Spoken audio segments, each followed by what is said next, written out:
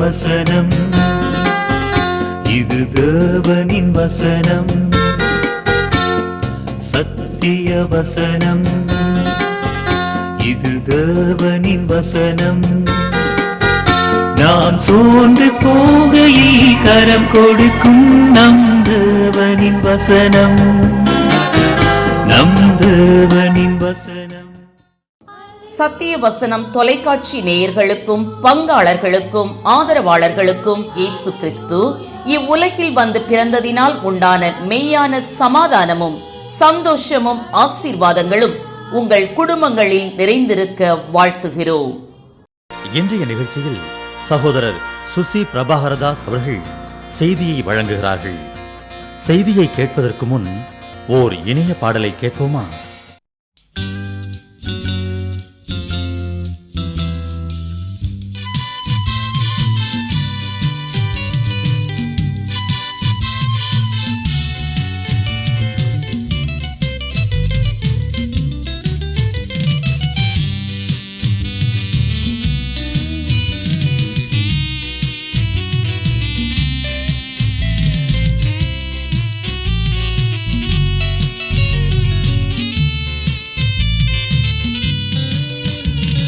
போற்றிடுவோம் இன்று, வாழ்த்திடுவோம் இன்று, போற்றிடுவோம் இன்று, வாழ்த்திடுவோம் இன்று. தேவகுமாரனாம் இயேசு மானிடனானார் இன்று. தேவகுமாரனாம் இயேசு மானிடனானார் இன்று. போற்றிடுவோம் இன்று, வாழ்த்திடுவோம் இன்று.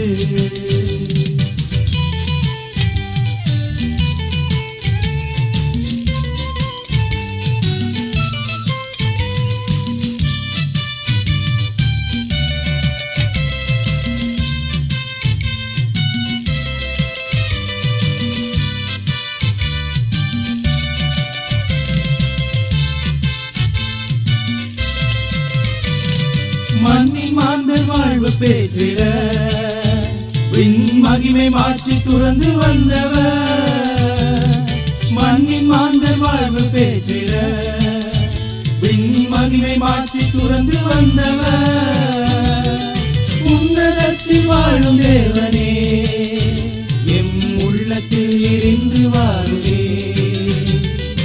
உன்னதத்தில் வாழும் தேவனே, எம் உள்ளத்தில் இருந்து வாருவே. போற்றிடுவோம் இன்று, வாழ்த்திடுவோம் இன்று.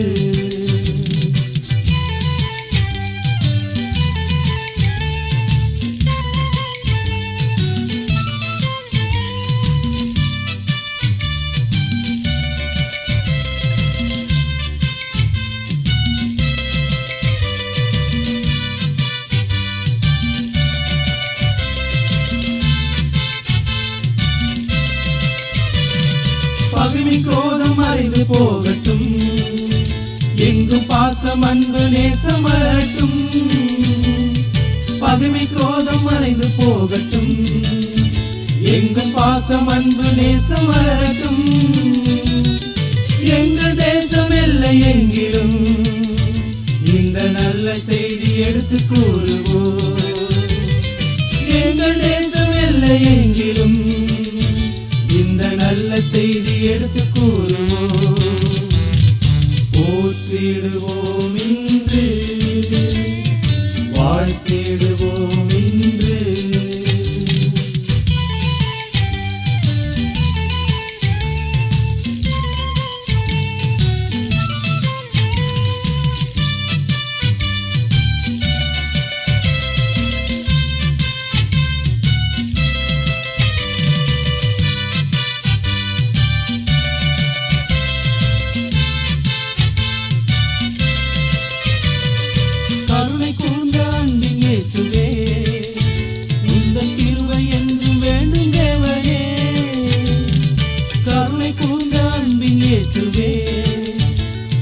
கிருபை என்றும் வேண்டும் தேவ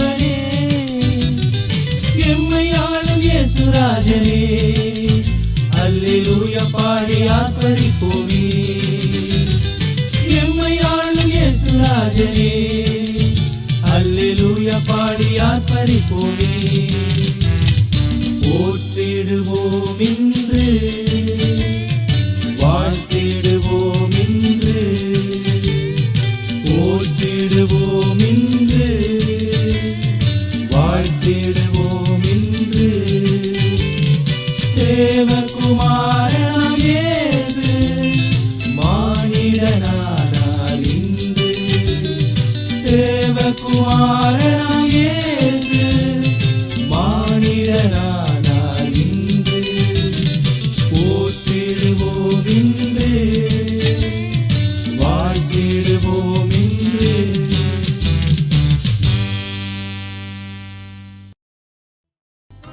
மத்தேயு எழுதின சுவிசேஷம் 1ஆம் அதிகாரம் 21. அவள் ஒரு குமாரனை பெறுவாள், அவருக்கு இயேசு என்று பேரிடுவாயாக. ஏனெனில் அவர் தமது ஜனங்களின் பாவங்களை நீக்கி அவர்களை ரட்சிப்பார் என்றான். கர்த்தருக்குள் பிரியமானவர்களே, ஆண்டவராகிய இயேசு கிறிஸ்துவின் புண்ணிய நாமத்தினாலே உங்களை வாழ்த்தி வரவேற்கிறேன். உங்களுக்கு கிறிஸ்மஸ் வாழ்த்துதலை சொல்கிறேன். ஆண்டவர் தாமே இந்த கிறிஸ்மஸ் பண்டிகை நாளிலே அல்லது கிறிஸ்து பிறந்த நாளிலே சகல விதமான ஆசீர்வாதங்களினாலே உங்களை நிரப்பி மகிழ்ச்சினாலே உங்கள் வாழ்விலே வளர உதவி செய்வாராக. சத்திய வசன நிகழ்ச்சியை காண்கின்ற உங்கள் ஒவ்வொருவரையும் ஆண்டவர் ஆசீர்வதிப்பாராக. உங்களுக்காக நாங்கள் பிரார்த்தனை செய்கிறோம். எங்களுக்காக தொடர்ந்து ஜெபம் செய்ய அழைக்கப்படுகிறீர்கள். ஆகவே எது உண்மையான கிறிஸ்மஸ், எது மெய்யான கிறிஸ்மஸ், ஆங்கிலத்தில் சொல்ல வேண்டும் என்றால் எது ரைட் கிறிஸ்மஸ் என்று பலர் கேட்பது உண்டு. மெய்யான ஒரு கிறிஸ்தவனுக்கு கிறிஸ்மஸ் தான் எல்லாமே என்று சொல்லலாம். அருமையானவர்களே, சிலருக்கு கிறிஸ்மஸ் ஆனது கடின உழைப்பை ஞாபகப்படுத்துகிறது. ஏனென்றால் இந்த கிறிஸ்மஸ் காலங்களிலே வீடுகளிலே, ஆலயங்களிலே அல்லது ஊழிய ஸ்தாபனங்களிலே மக்கள் அதிகமாக உழைக்கிறதை நான் பார்க்க முடிகிறது. கடைகளிலே அல்லது சூப்பர் மார்க்கெட்டிலே, மால்களிலே பார்த்தால் அதிகமான மக்கள் கூட்டம் நிறைந்து வழிகிறதை பார்க்க முடிகிறது. கிறிஸ்மஸ் காலத்திலே பேருந்துகளிலே, ஏன் புகை வண்டிகளிலே, விமானங்களிலே மக்கள் திரளாக பயணம் செய்வதை கணிக்க முடிகிறது. ஒருவேளை போஸ்ட் ஆஃபீஸ் அல்லது தபால் நிலையத்தில் பார்ப்போமானால் மக்கள் ஒருவருக்கு ஒருவர் அனுப்பின அந்த அருமையான கிறிஸ்மஸ் வாழ்த்தல், அந்த அழைப்புதல்கள் அல்ல வாழ்த்து இதழ்கள் ஏராளமாய் வருவதினாலே அங்கேயும் வேலைப்பளு அதிகமாக அங்கு கூடி விடுகிறது. அருமையானவர்களே, கிறிஸ்மஸ் சிலருடைய வீடுகளிலே சொந்த பந்தங்களை, உறவினர்களை, நண்பர்களை பார்க்கிற நாளாக மாறிவிட்டது. ஆனால் சிலருக்கு கிறிஸ்மஸ் காலங்களிலே ஐயோ கடந்த வருஷத்திலே என் தகப்பன் இருந்தாரே, தாயார் இருந்தாரே, கணவர் இருந்தாரே, மடிந்து போனாரே என்று சொல்லி மடிந்தவர்களை எண்ணுகிற அந்த துக்க நாளாக கூட மாறிவிட்டது. சிலருக்கு கிறிஸ்மஸ் பக்தி நிறைந்ததாக காணப்படுகிறது. அதாவது மிகுந்த பக்தி வினயத்தோடு பலர் கிறிஸ்மஸை கொண்டாடுகிறார்கள். சிலருக்கோ கிறிஸ்மஸ் அர்த்தம் இல்லாததாக மாறிவிடுகிறது. குடிக்கிறார்கள், வெறிக்கிறார்கள், ஏன் அநேக துணிகரமான பாவங்களில் ஈடுபட்டு ஒன்றுமில்லாத ஒரு வாழ்வை வாழ்ந்து கொண்டிருக்கிறார்கள். அருமையானவர்களே, கிறிஸ்மஸ் என்றால் என்ன?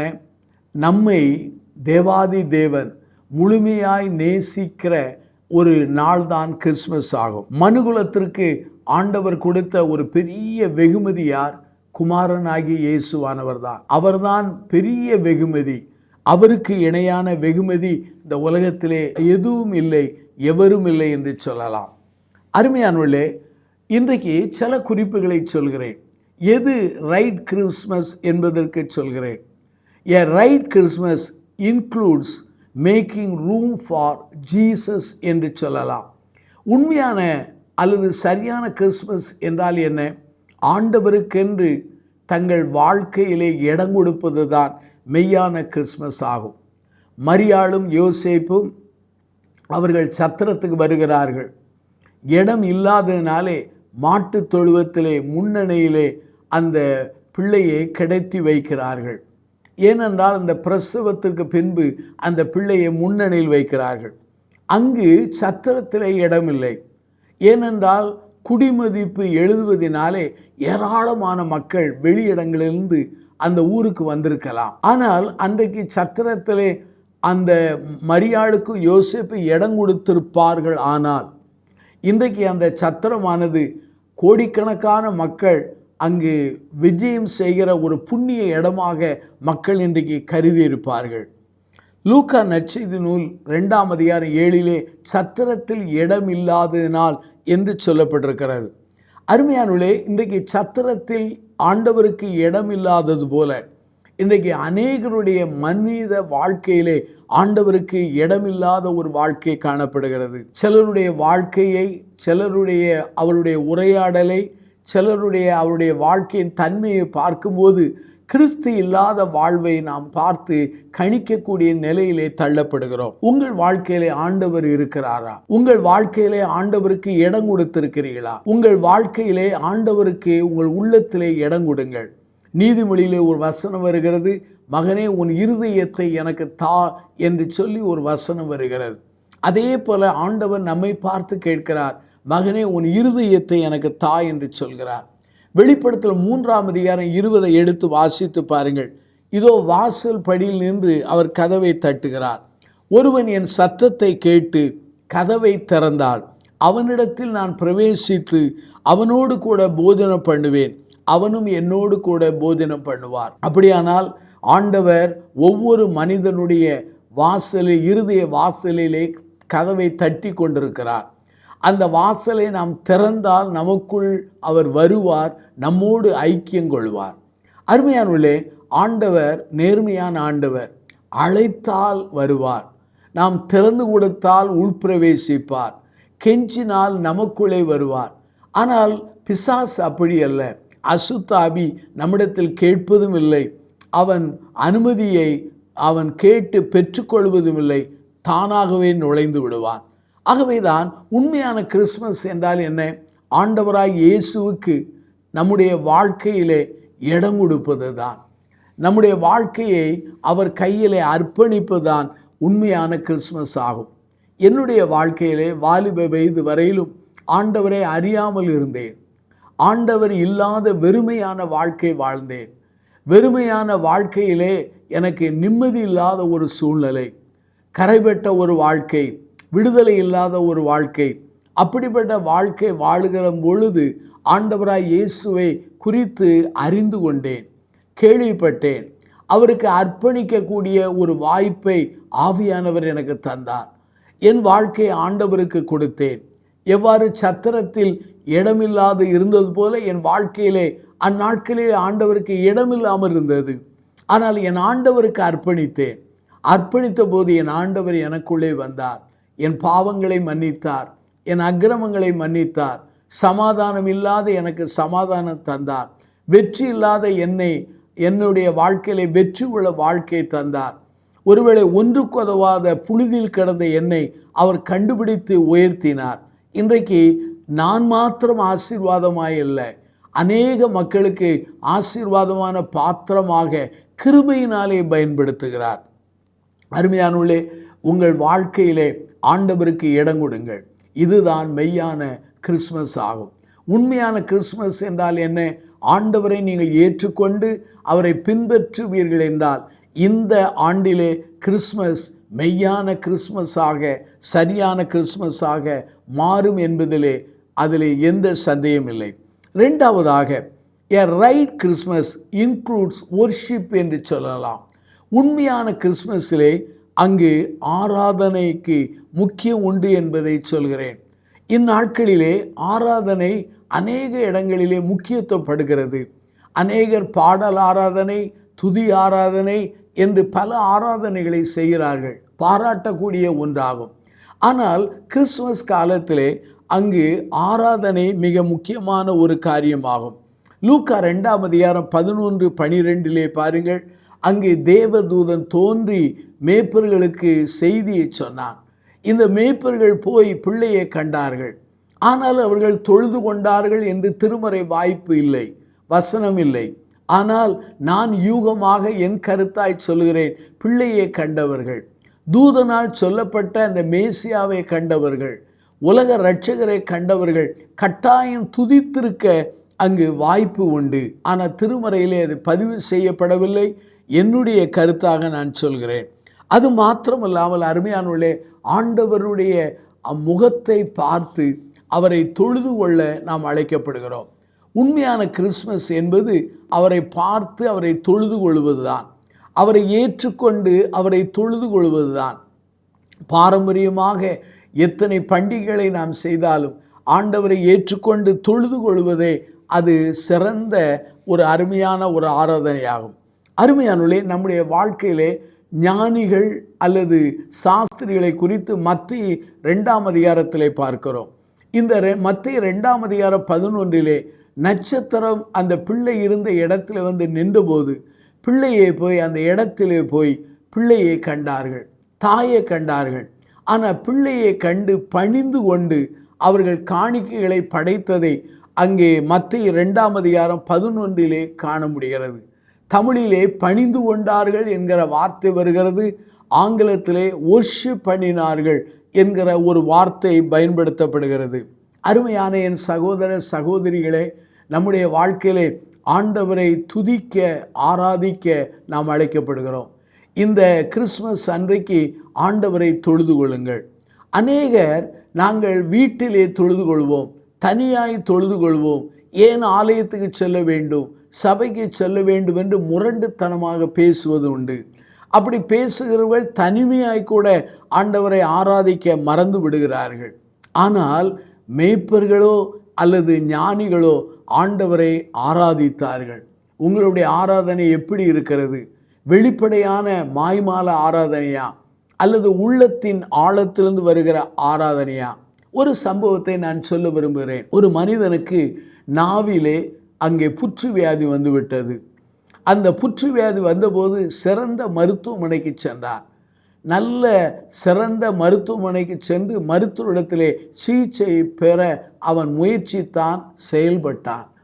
அந்த மருத்துவர்கள் சோதித்து விட்டு சொன்னார்கள், இந்த புற்று வியாதி உன் நாவிலே அதிகமாய் வளர்ந்து விட்டது, உன்னை உயிரோடு காப்பாற்ற வேண்டும் என்றால் உன் நாவை நாங்கள் அகற்ற வேண்டும். ஆனால் அதை அகற்றுவதற்கு ஒப்பு கொடுக்கிறாயா என்று சொன்னபோது அவன் ஒப்பு கொடுத்தான். அவனுடைய அறுவை சிகிச்சை முன்பாக மருத்துவர் கேட்டார்கள், இந்த நாவை நாங்கள் எடுத்த பிற்பாடு, அறுவை சிகிச்சை பிற்பாடு உன்னால் பேச முடியாது, ஏதாவது ஒரு சில வார்த்தைகளை சொல்லி முடித்துவிடு, பிறகு நாவை எடுக்கிறோம் என்றார்கள். ஆனால் அந்த நாவிலே அந்த கேன்சர் வியாதி உள்ளவன் ஆண்டவரை ஏற்றுக்கொண்டவன், ஆண்டவருக்கு அர்ப்பணித்தவன், ஆண்டவர் மேலே பக்தியிலே வைராக்கியம் உள்ளவன். அந்த மனிதன் ஒன்றே ஒன்று சொன்னான், ஒரே ஒரு காரியத்தை நான் சொல்ல விரும்புகிறேன், சர்வலோகத்தின் இரட்சகராகிய ஆண்டவராய் இயேசுவுக்கே துதி தோத்திரங்கள் மகிமை என்று சொன்னான். அதற்கு பிற்பாடு அவன் நாவை எடுத்தார்கள். அருமையானவர்களே, நம்முடைய வாழ்க்கையிலே இந்த மனிதனுடைய அர்ப்பணிப்பை பாருங்கள். அவனுடைய வாயிலே கடைசி வார்த்தை கூட ஆண்டவரை துதிக்க ஆராதிக்கக்கூடிய வார்த்தையாக இருந்தது. பாடல் வழியாய் ஆண்டவரை ஆராதிக்கலாம், ஜெபத்தின் வழியாக ஆண்டவரை ஆராதிக்கலாம், நம்முடைய உபவாசத்தின் வழியாக ஆண்டவரை ஆராதிக்கலாம். நம்முடைய ஆராதனை எப்படி இருக்கிறது? உண்மையான கிறிஸ்மஸில் எது இருக்கிறது என்றால் ஆண்டவருக்கு வாழ்க்கையில் இடம் கொடுப்பது. உண்மையான கிறிஸ்மஸ் என்றால் என்ன? அதனுடைய பொருள் என்ன? அதில் ஆராதனை அடங்கி இருக்கிறது என்று சொன்னேன். மூன்றாவதாக உண்மையான கிறிஸ்மஸ் எப்படிப்பட்டது என்று சொன்னால், a right Christmas includes the grace of giving. அதாவது உண்மையான கிறிஸ்மஸ் என்பது கொடுக்கும் கிருபையை உள்ளடங்கியது. இன்றைக்கு 2 வகையான மக்கள் இருக்கிறார்கள், பெற்றுக்கொள்கிற மக்கள், கொடுக்கிற மக்கள். அதிகமான மக்கள் பெற்றுக்கொள்கிற சுவாபத்தோடு தான் இருக்கிறார்கள். ஆனால் உண்மையான கிறிஸ்மஸிலே அது எப்படிப்பட்டது என்றால், அதில் எது உள்ளடங்கி இருக்கிறது என்றால் அங்கே கொடுக்கும் கிருபை உள்ளடங்கி இருக்கிறது. வேதத்தை நீங்கள் வாசித்து பாருங்கள். சுருக்கமாய் நான் சொல்கிறேன், பிதா தன் குமாரனாகிய இயேசுவை நமக்கு கொடுத்தார். குமாரனாகிய இயேசுவானவர் சிலுவையிலே தம்மையே நமக்காக கொடுத்தார்.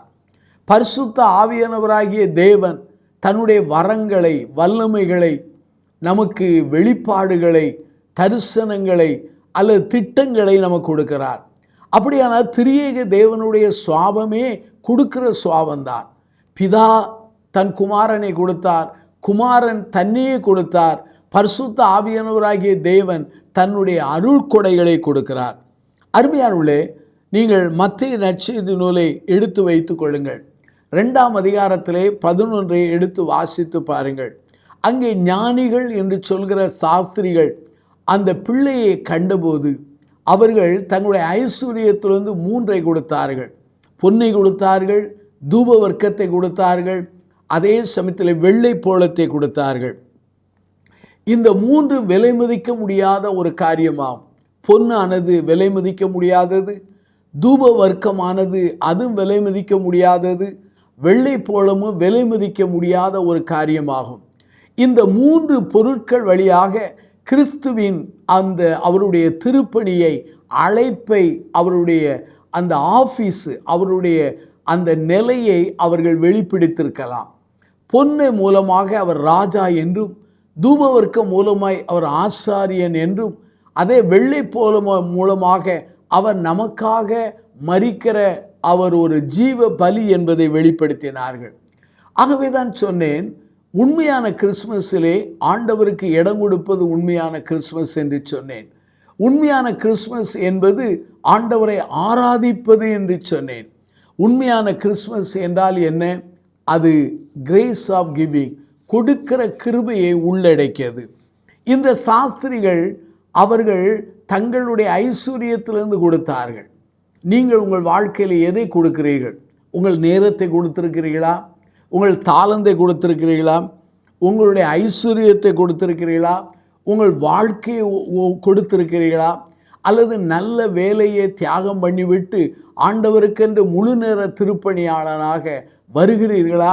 அல்லது ஆண்டவருடைய அழைப்பை பெற்று வட இந்தியாவிலே ஒரு மிஷனரியாய் செல்வதற்கு உங்களை உங்கள் பிள்ளைகளையும் தத்தம் செய்திருக்கிறீர்களா? ஆகவே கிரேஸ் ஆஃப் கிவிங் தான் கிறிஸ்மஸுடைய முக்கியமான ஒரு காரியம். நம்முடைய வாழ்க்கையிலே இதை நாம் கற்றுக்கொள்ள அழைக்கப்படுகிறோம். ஒரு அருமையான ஒரு பிஸ்னஸ்மேன், ஒரு வியாபாரத்திலே சிறந்த ஒரு மனிதன் இருந்தான். நன்றாக வியாபாரம் செய்தான். அவனுடைய தொழில் கொடியெட்டி பறந்தது. திடீரென்று அவனுடைய வியாபாரத்திலே பின்னடைவு ஏற்பட்டது, நஷ்டங்கள் ஏற்பட்டது. அவன் நலிந்து போனான். வியாபாரத்தினுடைய வருவாய் குறைந்து போனது.